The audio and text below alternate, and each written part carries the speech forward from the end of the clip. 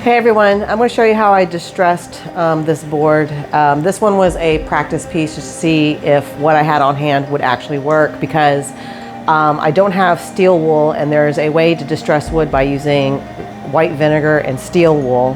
Don't have steel wool, so I couldn't do that, so I had to use whatever I had on hand, and I'm going to go ahead and show you how I did this, because I think this turned out perfectly. So let's go ahead and distress this tombstone.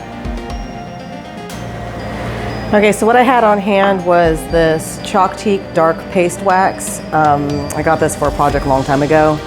A little goes a long way. That's what it looks like.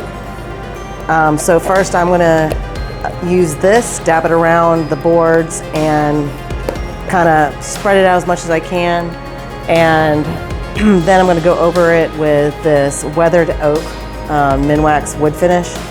I found this buried deep down behind some stuff, and it's still good and it works. So let's go ahead and get started.